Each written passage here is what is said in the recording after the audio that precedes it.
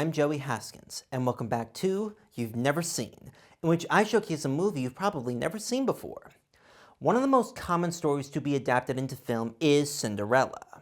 And that's a no-brainer. The earliest version of the story has been around since about 7 BC. With a story that's over 1,000 years old, there's going to be several different adaptations to it, on stage, in books, and of course, in movies. And I'm not just talking about the Disney versions. Cinderella has been adapted many times. There are several different versions of Cinderella, and to be honest, I'm not really familiar with any of them. I only watched the Disney version for the first time a few years ago, in preparation for my Beauty and the Beast review, and no other adaptation really crossed my mind or really interested me in my life. Well, except for one. Ever After is a 1998 film directed by Andy Tennant and written by Tennant along with Susanna Grant and Rick Parks. It stars Drew Barrymore, Angelica Houston, and Doug Ray Scott. The story is pretty similar to other adaptations of the fairy tale. The major differences are that there is no magic involved in the story and instead places it in the French Renaissance. I like this. It helps bring the story down to earth a lot more. Makes it feel more personal and more realistic. Or as realistic as it could get. The full title for the film is Ever After, a Cinderella Story after all, and it is very much a Cinderella story. Barrymore plays Danielle, a girl who after her father dies is made a servant by her greedy stepmother, played by Houston. As she grows up, she soon meets the prince of the kingdom, Henry, played by Doug Ray Scott, who becomes more infatuated with Danielle the more she sees him. The problem is he's being pressured to marry someone and honor his princely duties. And Houston's evil stepmother is trying to get her daughter in contention to be his wife. But Danielle proves to be mysterious and cryptic compared to any other maidens, and this greatly interests Henry.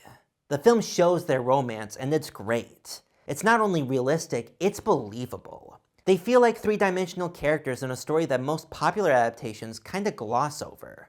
To tie into that realism of their relationship, Danielle and the prince will wander around old ruins, or explore libraries, or get into scuffles with thieves. And to tie even more into that realism, there are several characters in this movie who were based on real-life people. This includes Leonardo da Vinci, who plays an important role in the movie. But the one who brings the film to life is of course Drew Barrymore. By this point in her career, she was a well-established actor, but only had supporting roles or love interests at best. And even then, they were no award-worthy roles. Ever After is her first prominent role and probably her most successful. Now she could leave behind these roles and blossom into the established and legitimate actress she is, much like the Cinderella character she plays. And I think many would agree that this is the role that made her popular. She certainly thinks so. Of all the films she's starred in, this is her favorite role. And sure, her British accent isn't 100% convincing, but she does carry the emotion needed for the role. She has the beauty, but she also has the ambition and the knowledge to keep up with the prince. Like I said, it feels real, and when they are pulled back from each other all the time, you long for the next time they'll see each other. You're emotionally invested in their relationship and if it will succeed or not. And Doug Ray Scott plays an emotionally invested prince, one who throughout the film tries to change himself to earn Danielle's respect. Houston is near perfect as the evil stepmother. A compelling actor that shows how skilled, wicked, and hateful she can be when portraying a character, especially one that is as iconic as this one. The film also establishes other ideas that would be employed into future Cinderella adaptations. One example is that one of the evil stepsisters, played by Melanie Lynskey, is actually not as bad as her character originally was.